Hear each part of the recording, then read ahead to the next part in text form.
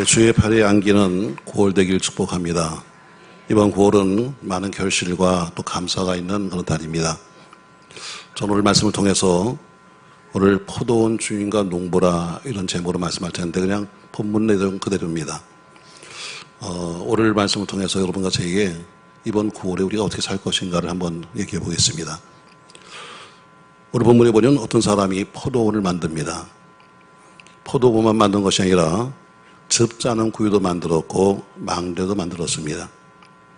혹시나 짐승이 올까 해가지고 든든한 울타리까지 만들었습니다. 그리고 이 포도원을 농부에게 새로 주고 탕으로 갔다고 했습니다. 물론 일반적인 새는 그냥 새를 주면 그날부터 새를 받지만 이 주인은 마음이 좋아서 앞으로 네가 농사해서 첫 소출이 나거든 그때부터 그 열매를 다오 이렇게 계약도 했습니다. 근데 세월이 지나서 소출이 나기 시작했습니다. 보통 나무를 심었다고 해서 금방 나는 것이 아니라 보통 몇 년 지나야 되나거든요. 수년 뒤에 이제 열매가 열렸을 때 주인이 세를 받아 보낸 거예요. 주인이 종들을 보내서 세를 받아와라 하고선 보냈는데 뜻밖의 세를 받아온 종들을 오늘 그 농부는 세는 주지 아니하고 실컷 때리고 또 심지어 다치게 하고 죽였다 이렇게 되어 있습니다. 화가 난 주인이 다음에 더 많은 종들을 보냈습니다. 근데 이번에도 농부들은 역시 그 더 많은 종들을 돌로 치고 두들겨 패서 어떤 종은 죽었고 어떤 종은 심히 다쳤다 이렇게 본문에 말씀하고 있어요. 말할 것도 없이 새는 한 푼도 받지 못했습니다. 이에 주인은 생각하기를 내가 종들을 보내서 그런가 보다 해서 그럼 내가 내 아들을 보내야 되겠다. 그러면 내 아들이야 곧 나와 똑같은 위치니까 날 대접하겠지 하면서 아들을 보내겠는데 아들을 보냈더니 그들은 생각하기를 상속자가 왔네. 저 상속자를 내가 죽여버리면 이 포도밭은 내게 되겠네 하면서 오늘 그 아들마저도 죽였다리 했습니다. 오늘 이렇게 비유를 쭉 말씀하신 그 예수님께서 비유를 듣고 있던 그들에게 묻습니다. 다시 말해 결론을 예수님이 내린 것이 아니라 이 비유를 듣고 있는 사람들이 바리새인들과 서기관들과 유대인들인데 당신들은 만약에 당신이 이렇다면 어떻게 하겠습니까? 하고 거꾸로 물어봐요. 이것으로 오늘 비유가 끝나게 됩니다. 물론 이 비유는 나중에 하나님의 선지자들 지금까지 죽였고 또 나중에 그 외아들 예수님까지 십자가에 못 박아 죽일 유대인들의 무지함이나 완악함에 대한 경고이기도 합니다. 왜냐하면 이 비유를 듣고 있는 사람들이 바로 대제사장들과 서기관들 또 바리새인들이죠. 그러나 사실 오늘 이 말씀은 유대인들에게 주신 말씀만 아니라 오늘 여러분과 저에게도 하시는 말씀입니다. 우리 모두가 하나님 나라의 농부들입니다. 농부는 먼저 이 땅의 소유주, 내가 지금 이 농사 짓고 있는 소유주가 누군지를 정확히 알아야 합니다. 그 소유는 하나님이십니다. 오늘 그래서 저는 주인 되신 하나님이 어떤 분인가 오늘 비유를 통해서 여러 가지 모습이 나오고 있는데 그중에서 한 3가지 말씀을 나누면서 오늘 주인 되신 하나님이 어떤 분인가에 대해서 말씀하려고 합니다. 자, 우리 말씀 45절 보시죠. 45절 대제사장들과 바리새인들이 예수의 비유를 듣고 자기들을 가리켜 말씀하신 알과 그처럼 오늘 이 말씀을 들은 사람이 누구냐면 믿는 사람이 아니라 지금 예수를 잡아 죽이려고 지금 하려고 있는 대제사장과 서기관 바리새인들에게 물었어요. 그리고 그들이 오늘 결론을 말했습니다. 자, 그럼 오늘 여기 나오고 있는 주인은 어떤 사람인가? 다시 말해 하나님은 어떤 분이신가? 오늘 33절 말씀 보시죠. 같이 한번 있습니다. 33절 말씀이 있습니다. 다른 한 비유를 들으라. 한 집 주인이 포도원을 만들어 산 울타리로 두르고 거기에 즙 짜는 틈을 만들고 망대를 짓고 농부들에게 세를 주고 타우에 갔다. 아멘. 자, 오늘 비유 그냥 그대로 본다면 한 집 주인이 있었는데 그 사람이 포도원을 만들었습니다. 포도원이라는 것은 그냥 땅만 포도원이 아니라 땅이 있으면 거기다 포도나무를 심어놨다는 얘기입니다. 그러니까 포도원이 된 거죠. 그리고 어떤 농부에게 세를 주었습니다. 그리고 주인이 없는 것이 없도록 다 완벽하게 준비해 주었습니다. 이런 사람들은 그냥 집만 덩그러니 져놓고 세를 주잖아요. 또 어떤 집은 보니까 한 10가정 사는데 수도 계량기 딱 하나 달아놔가지고 너희들끼리 알아서 사세요 하는 이런 주인도 있습니다. 근데 오늘 이 포도원은 울타리도 또 즙 짜는 구유도 망보는 망배도 또 울타리까지 다 쳐있는 이런 포도원을 운영하기에 완벽한 모든 시설이 다 준비되어 있었습니다. 그 포도원은 빈틈없이 준비된 거예요. 대부분 누구나 마찬가지로 자신이 살지는 모르지만 세 줄집은 가능한 대로 돈을 조금 들이는 게 원칙이죠. 적은 돈을 들여서 많은 세를 받겠다. 이게 주인의 똑같은 마음일 겁니다. 그러니까 자연히 부실한 집을 지을 수밖에 없는 겁니다. 이게 부실한 집을 지어놓으니까 대형사고가 나기도 하고 돈 안 들이고 대충 지으니까 돈 벌려는 얄팍한 생각 때문에 남들이 피해를 보죠. 근데 오늘 여기 포도원은 그렇지 않습니다. 포도원에 필요한 모든 시설이 완벽했습니다. 울타리와 망대, 그 당시에 완벽한 안전시설이었습니다. 농부의 재산을 보호받을 수 있는, 생명을 보호받을 수 있는 그런 시설이었죠. 즙 짜는 구유, 이것은 바로 재산을 관리하고 증식시킬 수 있는 그런 시설이었습니다. 아무리 포도를 많이 거두어도 그것을 보관을 못하거나 그것을 보관할 수가 없기 때문에 즙으로 짜놔야, 그래서 포도주를 만들어야지만 보관이 되는 거지 그냥 포도 자체를 갖고는 보관할 수 없잖아요. 그러니까 오늘 이 조이는 누가 포도원을 운영하든지 전혀 어려움이 없도록, 하자 없도록, 완전히 불편이 없도록 만들어 놓으신 겁니다. 그리고 다 완벽하게 만든 다음에 세를 주었다 이랬습니다. 일단 농부의 입장에서 한번 생각해 보세요. 부족한 것이 아무것도 없습니다. 불안한 게 있습니까? 없습니다. 아주 완벽했습니다. 또 포도원에는 아주 질 좋은 포도나무가 많이 심겨 있었습니다. 튼튼한 울타리, 즙 짜는 구유, 도둑 지키는 망대, 필요한 것은 다 있었습니다. 또 세를 주는 조건도 좋았어요.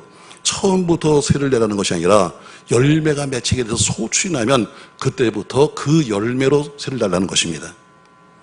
만약에 포도만 돈이 좋았다든가 즙 짜는 구이만 좋았다든가 혹은 망대만 지어놓고 포도농사 지어라가 아니라 완전한 게 다 갖춰놓고 세를 주었어요. 요새는 여러분 말뚝만 박아놓고 분양하잖아요. 건축업자가 부도나게 되면 입주자가 다 망하는 겁니다. 권리금 프리미엄 하는데 다 가난한 서민들이 얼마나 힘들겠어요, 여러분.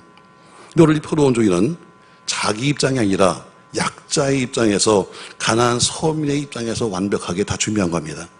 그러니까 순전히 이것은 주인의 입장이 아니라 농부의 입장에서 다 만들어 놓은 거예요. 주인이 농부의 입장에서 필요한 것이 무엇인가, 이 포도원에 무엇이 있어야 하는가를 알고 있었기 때문에 그런 모든 것을 다 완벽하게 만들어주고, 농부는 그냥 그 땅에서 열심히 일하고 나중에 소출이 나면 그 포도 중에서 일부를 세로 주면 되는 것이었습니다. 참 좋은 조건이죠. 바로 앞서 말씀처럼 바로 예수님이 비유 나온 농부, 바로 이 포도원이 어디냐면 바로 이 세상이 포도원입니다. 농부는 여러분과 저예요. 하나님이 모든 시설을 다 만들어주신 것처럼 이 세상을 주시면서 여러분과 저에게 모든 것을 다 주었습니다. 오늘 이 애초의 비유는 유대인들에게, 모든 걸 다 주셨던 유대인들에게 하는 이야기예요. 근데 오늘 지금 여러분과 저도 마치 이런 포도원에 살고 있는 것처럼 이 세상에 살고 있습니다. 이 세상은 여러분과 저의 것이 아닙니다. 잠깐 새로 살다 갈 뿐입니다. 왜 하면 안 해요? 나는 화가 많이 나요. 왜냐하면 지난주간 깡순이가 와가지고, 깡여사가 와가지고 할 때는 그렇게 아멘도 잘하고 박수도 잘 치고 그렇게 깔깔대고 웃더니 나를 보니까 전혀 이런 거 보면서 야, 난 인기가 정말 되게 없나 보다. 난 지난번에 우리 코미디언 어떤 분이 오셔서 여기서 간증하는데 보니까 세상에, 아니 그분이 화장실 갔는데 화장실 앞에까지 가서 기다리고 있더라고. 난 그런 적 한 번도 없다. 여러분 가끔가다 이렇게 안다고 표시 좀 한 번씩 해줘. 그래야 무슨 신도가 나가지. 나 하다가 자꾸 나 스트레스가 돼요. 자, 오늘 여러분과 제가 사는 이 세상이 내 세상이 아닙니다, 여러분. 다 그분이신 땅에 살고 있는 거지 이 땅이 여러분 내게 있겠어요? 우린 잠깐 여기서 그냥 새로 살다 가는 거예요. 그런 입장에서 제가 오늘 말씀하겠습니다. 자, 기독교인과 비기독교인의 차이가 뭐예요? 내가 교회 다니니까 갑자기 막 천사가 돼버리고, 그 다음에 무슨 걷는 거리가 팔자걸음이 돼버리고, 그 다음에 무슨 복이 막 따라오고, 여러분, 이거 아닙니다, 여러분. 믿는 사람과 불신자의 차이는 바로 세계관과 역사가 아니에요. 다시 말해 이 세상의 역사를 누가 쓰고 계시냐, 이게 다른 거예요. 신앙인은 하나님 이렇게 말하지만 비신앙인은 어느 누가 이렇게 나오는 거예요. 이 세상이 누구의 힘으로 창조되었으며 지금 누구의 힘으로 움직이고 있는가, 과연 이 세상이 과연 누구 것인가, 이 생명이 누구 것인가, 바로 여기에서 기독교인과 비기독교인이 나눠지는 거예요. 기독교인의 역사냐 신앙인은 바로 역사의 주인공은 하나님이시다. 아멘. 바로 그게 다른 거죠. 그럼 생각해 보시죠, 여러분. 우리 생명의 주관자가 누굽니까, 여러분? 하나님이십니다. 우리의 생사화복을 정하시는 누굽니까, 여러분? 하나님이십니다. 우리가 지금 살아있습니다. 숨을 쉬고 있잖아요. 근데 이 호흡이 언젠가는 끊어지게 되는 거죠. 우리 호흡을 쉬게 하시는 분도 하나님이시고 멈추게 하시는 분도 하나님입니다. 여러분, 이런 사건 보세요, 여러분. 멀쩡히 잘 가던 차가 갑자기 인도로 뛰어들어서 사람을 쳐요.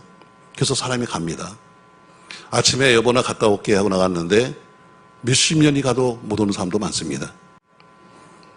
맞습니다, 여러분. 이런 똑같은 조건 속에 살고 있지만 믿는 사람은 그래도 감사하며 살고 있고 불신자는 그래서 불평을 사는 게 이게 다른 거예요.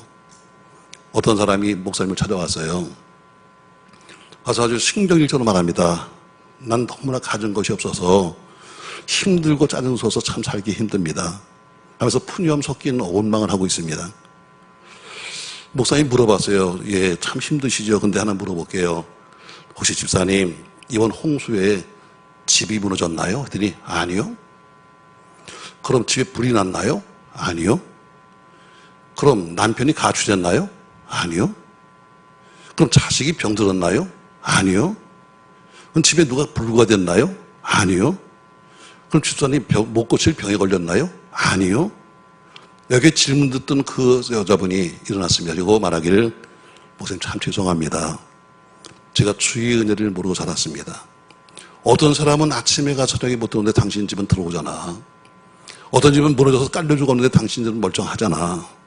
여러분, 하나님이 주신 것에 감사하기보다는 불평하는 사람이 사실 더 많아요. 그래서 어떤 사람은 말합니다. 하나님이 한번 그냥 대박을 쳤으면 좋겠다. 대박을. 이렇게 말합니다. 그래서 뭐라 그래요? 그렇게 되면 내가 아주 한 번 쏠 텐데. 여러분, 그런 사람은 죽어도 못 쏴. 나중에 무슨 뭐 대박을 주면 내가 한 번 쏜다는 사람은 지금 못 쏘는 사람은 평생 가도 못 쏘는 사람이요. 여러분, 이번에 장마 때 보세요. 돌아가신 분이 얼마나 많아요. 어떤 분은 무거운 흙더미에 깔려 죽었습니다.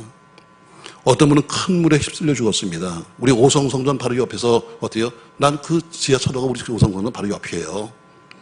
무너진 집에 콘크리트가 깔려서 죽었습니다. 너무 추상적인가요, 여러분? 여러분과 저에게 제일 주셨습니다. 듣는 거, 보는 거, 말하는 거, 여러분, 이게 얼마나 감사한 겁니까, 여러분? 만약에 듣지 못하고 보지 못한다 생각해 보세요. 지금 여러분이 이 설교를 못 듣는다고 생각해 보십시오, 여러분. 저희 교회 교인도 어르신들 중에 어떤 분들은 귀가 안 들려가지고 몸은 여기서 앉아있는데 전혀 못 듣는 분도 계십니다. 와서 몸은 앉아 계신데 들리지 않는 거니까 들으려고 귀를 이렇게 애를 쓰시는데도 못 들어요, 여러분. 얼마나 답답하시겠어요. 어떤 분은 그리고 속으로 나도 곧 그럴 텐데. 그래요. 우리 곧 그렇게 될 겁니다, 여러분. 또 어떤 분은 말할 수 없습니다. 찬송도 할 수 없고 기도도 할 수 없고 생각해 보세요, 여러분. 얼마나 고통이 심하겠어요. 그냥 멀리 가지 말고 여러분 이대병원에 한번 들어보세요. 지금도 입으로 먹지 못해서 여러분 목에 호수를 끼운 분들이 얼마나 많아요. 우리는 여러분 행복한 줄 알아야 돼요. 어떤 분들은 음식물을 어때요? 배쇄별을 보지 못해가지고 배에 호수를 낀 사람이 얼마나 많아요. 사람이 잘 먹는 것, 배설을 하는 것만 해도 여러분 엄청난 은혜예요. 근데 어때요? 불만이 하도 많은 거예요. 왜? 꼭 없는 것만 따지면서 그냥 난 뭣도 없고 뭣도 그러는 거예요. 하나님이 가정을 주셨습니다. 때로는 남편도 아내도 주셨고 자식도 주셨습니다. 근데 때로는 교회도 주셨죠. 근데 그렇게 주신 것은 별로 감사할 줄 모르고 늘 뭐가 부족해서인지 매일 좀 이렇게 말하죠. 그런 거 말고요. 딴 거 주세요. 그런 거 말고 딴 걸 달라고 말하고 있습니다. 여러분, 돈이 없는 사람은 몸은 건강하잖아요. 또 가정도 있고 자식도 있잖아요. 좀 보여주지 못했지만 그러나 지혜도 있잖아요. 좋은 직장이나 아니면 시간도 있잖아요. 사실 우리가 하나님의 선물을 잘 쓰지 못해서 그렇지 주신 선물이 여러분 엄청나게 많은데 오늘 이 주인은 어떤 사람인가? 오늘 이 주인은 모든 것을 넉넉하게 주시는 분입니다. 완벽하게 만들어주셨습니다. 사랑하는 성도 여러분, 어떤 분은 말합니다. 내게 많이 주시면 그때 가서 감사해야지. 더 건강을 주시고 더 시간을 주시면 충성해야지. 먹고 살 만큼 주시면 그때 가서 11조 해야지. 이거 다 하나님 속이는 거예요.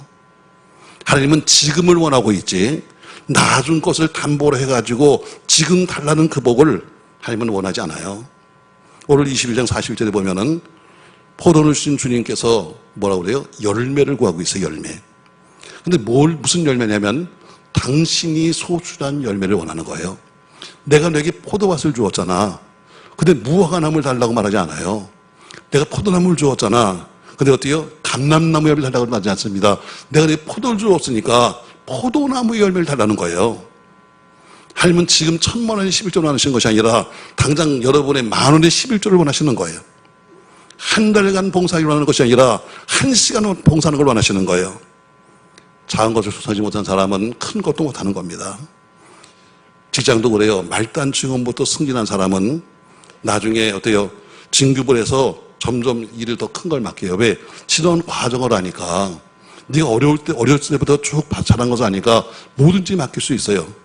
그러나 갑자기 낙산 탄 사람은 맡길 수가 없는 거예요. 왜? 믿을 수가 없어. 네가 어떻게 산지를 알 수가 없잖아. 맞습니다, 여러분. 이건 세상 법칙이자 하나님 법칙이에요.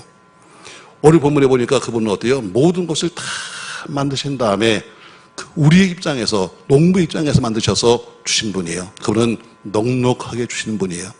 저 여러분의 모든 사정을 넉넉하다고 생각하십시오. 할렐루야. 없는 것을 자꾸, 제가 여러분에게 늘 말하잖아요. 잃어버린 것 때문에 울지 말자. 남은 것 때문에 감사하자. 매일 잊어버린 것 때문에 나는 뭣도 없고 하는데 남은 것도 많잖아. 써보세요, 여러분. 없는 것보다 가진 것이 훨씬 더 많아요. 그러니까 감사할 조건은 항상 있음에도 불구하고 감사할 건 이렇게 말해요. 늘 있는 건데 뭐. 늘 있는 건데 뭐. 여러분, 제가 늘 자주 비교하잖아요. 사람이 늘 옆에 있는 거 아니에요. 어느 한순간 한 사람은 없어져요. 그때 가서 후회하지 말고 여러분 있을 때 잘해. 왜 저기는 이상하게 쳐다봐. 있을 때 그래도 그냥 옆에 있어주는 것만 해도 감사한 거예요. 어떤 분 남편이요, 남편 때문에 그냥 와서 매일 불평입니다. 우리 남편이요, 그렇게 술을 퍼먹어요. 우는 사람은 자기 집인가 보다. 자, 술을 퍼먹어요. 그래서 제가 물어봤어요. 네, 그래서 집사님, 집엔 들어와요. 그러니까, 그래도 집엔 들어와요. 그 감사하잖아? 술 퍼먹으면 여러분 맛이 가는데, 옆집 들어가면, 우리 아파트 보세요. 다 똑같아. 다 똑같이 생겼어요. 여러분, 대문도 그렇고. 근데 굳이 자기 집 찾아온 것만 해도 감사한 거 아니야? 옆집 안 들어가고? 이해가 안 돼. 뒷집 안 들어가고? 저도 모르게 살던 사람이지만 옛날에 보면요. 그렇습니다. 전보산 댐 밑에 어떤 사람이 누워있어요. 근데 보니까 어떻게 누웠냐면은 옷을 착착 해가지고 머리맡에 놓고 그리고 신발은 발밑에 놓고 그리고 벽에 비고 누워있어요. 이렇게. 자기는 집에 온 거야. 그래서 옷을 다 벗어가지고 어때요? 차곡차곡 해놓고 그리고 어때요? 신발은 밖에 벗어놓고 그리고 누워서 사는 거예요. 여러분, 그렇지 않은 것만 해도 감사해. 그냥 와준 것도 감사하다. 그냥 욕하지 말고 그래, 와준 것도 감사하지. 나중에 여러분 그 사람 없어져 봐. 그러면 그게 또 기억난다. 아휴, 그때 좀 잘해줄 걸. 그때 국 좀 끓여줄 걸. 지금 많이 줘. 그분은 뭐예요? 넉넉하게 주신다. 할렐루야. 넉넉하게 줄 거예요. 완벽하게 다 만들어줬잖아요. 일할 수 있는 포도밭도, 또 즙을 짤 수 있는 구유도, 또 짐승이 올까봐 울타리도, 그리고 망대로 다 세우신 것처럼 그분은 넉넉히 주신다. 아멘. 두 번째 보니까 그분은 어떤 분인가? 34절 말씀 보세요. 같이 한번 읽겠습니다. 열매 거둘 때가 가까움에 그 열매를 받으려고 자기 종들을 농부에게 보내니 농부들이 종들을 잡아 하나는 심히 때리고 하나는 죽이고 하나는 돌로 쳤거늘 다시 다른 종들을 처음보다 많이 보내니 그들에게도 그렇게 하였는지라. 자, 오늘 처음에 보낸 농부를 갖다 어때요? 자서 심히 때리고 하나는 죽이고 돌로 쳤어요. 그런데도 불구하고 다시 또 그 주인이 다시 종들을 더 많이 보냈다는 것은 뭐예요? 그분은 인내하시는 분이에요. 아니 내가 사람을 보냈는데 이렇게 대접했어? 하면서 당장 그 사람을 갖다 혼낼 것 같은데 그것이 아니라 그래 더 많은 사람을 보내서 가는 것처럼 하나님은 인내하십니다. 그러니까 포도원 주인이 오히려 세를 줬으면 세 받는 것은 당연한 거예요. 근데 당연히 세를 받아야 되는데 사람 보냈다고 해서 때리고 죽였다는 거죠. 그럼 종이 누구예요? 종은 아무런 잘못 없어요. 주인이 시키니까 너 가서 받아와라 해서 갔을 뿐이지 종이 자기 것을 갖겠다는 것도 아니고 종은 주인이 시킨 대로 사는 거예요. 농부도 알고 있습니다. 그럼에도 불구하고 그 종을 때리고 죽이고 돌려보낸 거예요. 그 종에게는 아무런 죄가 없어요. 죄가 있다면 당연히 받아야 될 세를 받으러 간 것, 이게 죄고, 잘못이 있다면 주인이 시키는 대로 간 것이 잘못이에요. 근데 가서 시 맞고 어떤 사람은 돌로 맞아 죽었어요. 근데 주인은 어때요? 그럼에도 불구하고 다른 사람들을 또 보내는 거예요. 바로 이것이 뭐예요? 인내예요. 가면 또 이렇게 대접받을 것을 알면서도 또 다시 사람 보내는 것이 바로 인내죠. 하나님은 여러분과 저에게 오늘도 인내하고 있어요. 우리 때로는 잘못과 허물을 아시고 보시면서도 오늘도 참고 계시는 거예요. 여러분 모든 포도원을 다 만들고 울타리 만들고 즙자는 구유 만들고 그리고 망대까지 만들어서 세를 주었는데 주인에게 무슨 잘못이 있어요? 또 때가 되어서 세를 받아 보냈는데 세 받으러 온 종들은 또 무슨 죄가 있어요? 아무런 잘못이 없죠.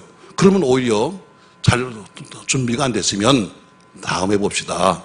혹은 내가 미안합니다. 이 한마디면 될 텐데 가서 그를 어때요? 죽였다는 거, 때렸다는 것만 해도 여러분 큰일이죠. 아주 더 쉽게 얘기해 줄게요. 여러분 우린 포도버섯을 안 키우니까 여러분이 사업을 하고 싶었어요. 뭔가 내가 좀 사업을 해봤으면 좋겠다 했는데 어떤 사람을 만났더니 그 사람이 사업 자금을 대줬어요. 아무런 담보도 없이. 또 물건도 대줬어요. 또 가게도 대줬어요. 처음에 시작을 했는데 장사가 안 되니까 그 사람이 모든 인건비까지 대줬어요. 필요한 모든 것을 다 해준 거죠. 그리고 사업을 하라 했는데 얼마 가서 이익이 생겼어요. 그 사람이 얘기합니다. 그러면 약속대로 내가 해준 것의 일부, 당신 버는 것 중에 일부를 나한테 줘 하고 세를 달라고 했더니 그 세를 받아온 사람을 때리고 돌로 치고 죽였다. 이 얘기입니다, 여러분. 그러면 당장에서 와서 요절돼야 되는 거 아닙니까? 또 30절 보니까 다시 다른 종들을 처음보다 더 보냈다는 것처럼 지난 일은 그래 잘못한 건 없었던 거로 하자. 그리고 다시 세를 받으러 보낸 거예요. 이번에 가면 주겠지 하는 마음이죠. 그러나 상황은 똑같았어요. 그래서 포도원 주인이 생각을 바꿨습니다. 아, 내가 종을 보니까 그런가 보네. 내가 아들을 보내야 되겠다 했는데 아들을 보냈지만 어때요? 역시 이번엔 더 심하게 저 아들을 죽여버리면 상속자가 없으니까 내 것이 되지 않겠는가 해서 그를 죽였다는 거예요. 여러분 이 포도원 이야기는 비유죠. 사실이 아니라 이 포도원이 세상입니다. 모든 것이 다 완벽하게 다 있어서 불렀음에도 불구하고 얼마간의 세만을 달라고 했음에도 불구하고 우리가 하나님 앞에 그 세를 거부하는 거예요. 못 내겠다는 겁니다. 건강 주셨습니다. 일터 주셨습니다. 자식 주셨습니다. 모든 거 다 주었음에도 불구하고 이제 네가 소출이 생기면 세 좀 내라. 그런데 아니요. 당연한 거죠. 이 건강 내 건데요. 당연한 거죠. 아니 일터 당연한 거죠. 아니요. 오늘 그 말씀이에요. 성경에 말씀하기를 소득의 10의 1은 내 것이다 말씀했어요.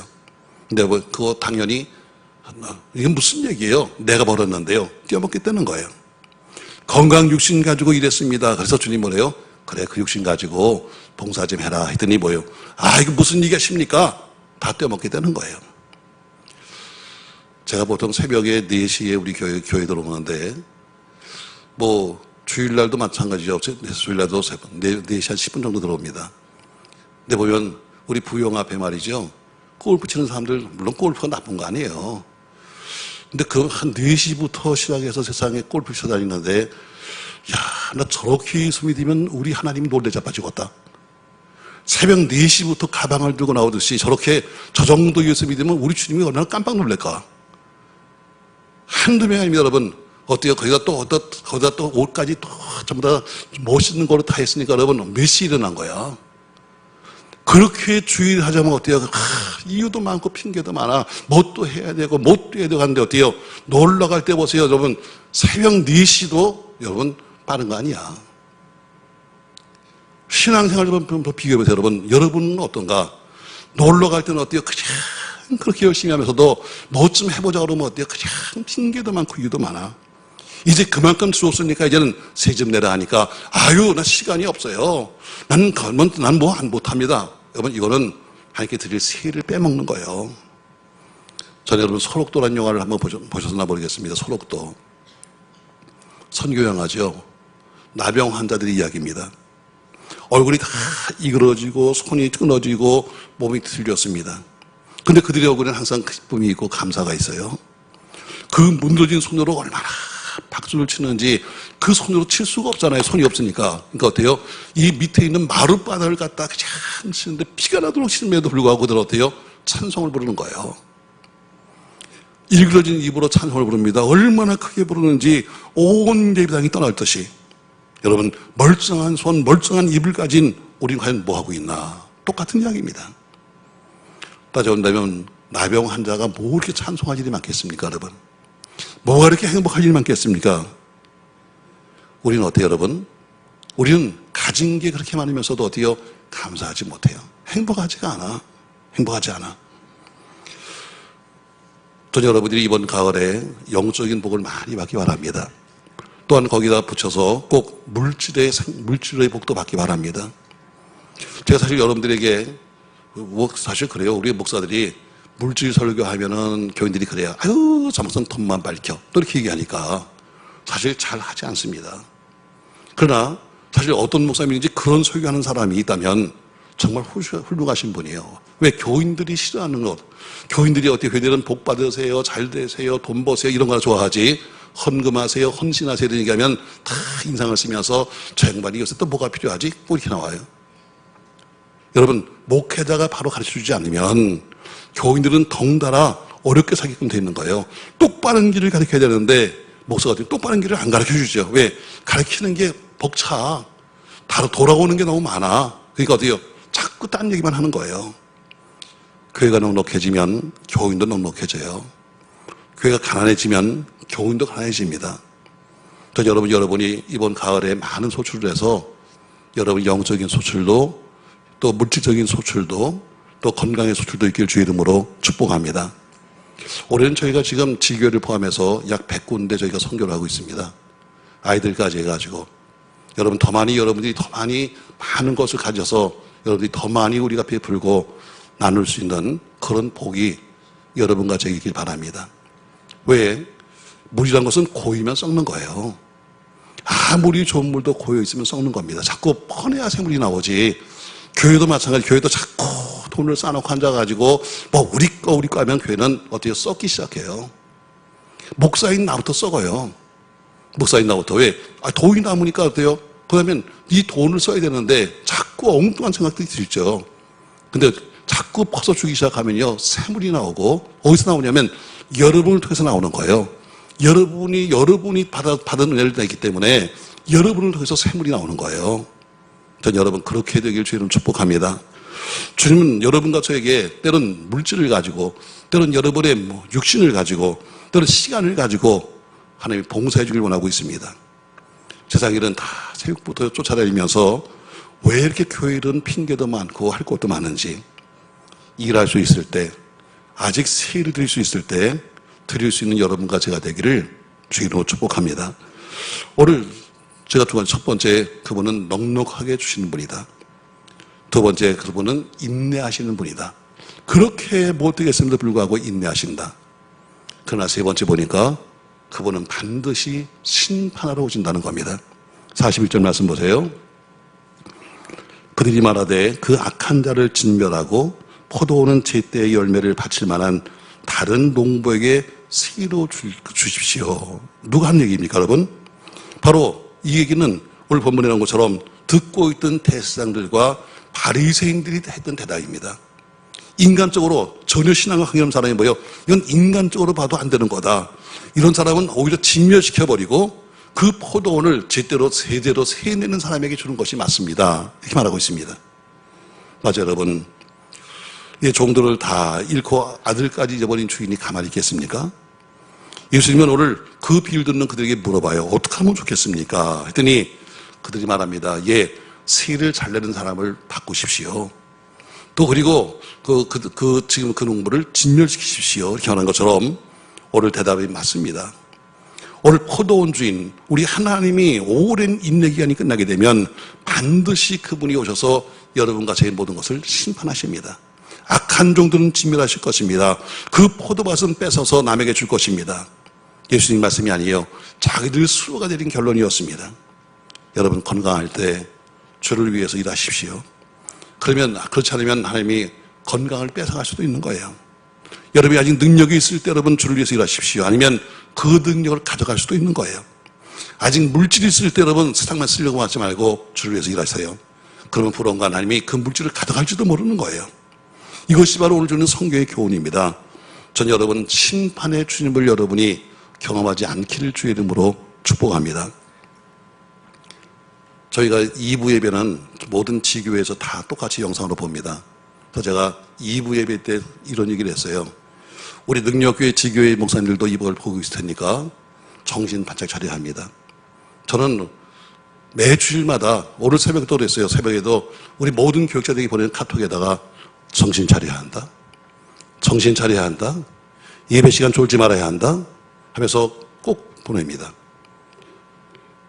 왜? 피곤한 건 목사도 피곤한 건 마찬가지예요. 졸린 건 어떡하겠어요, 여러분?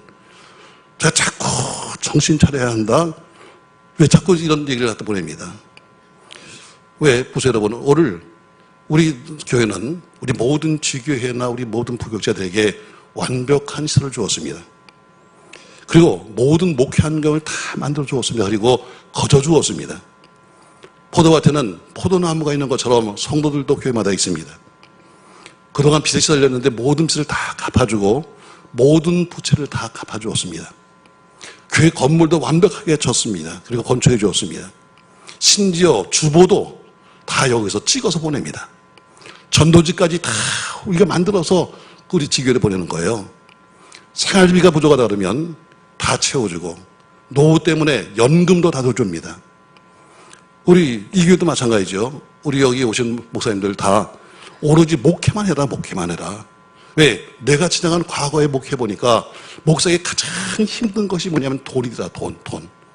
개척했는데 돈은 없고 예배당 줬는데 돈은 없어가지고 매일 돈 끌어다니는 것이 너무 힘들어서 그래, 앞으로 내가 교회 세우게 되면 돈은 다 내가 될 테니까 목회만 하세요. 오직 목회만 가르쳤습니다.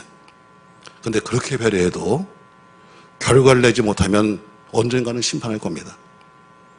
그렇게 다 배려했습니다. 하다못해 어때요? 사택도, 하다못해 봉고차도, 하다못해 모든 의자에다가 심지어 이런 올갱까지 다 갖다 줬음에도 불구하고 네가 교회를 못 pop승시켜? 그럼 주인이 할 건 뭐냐?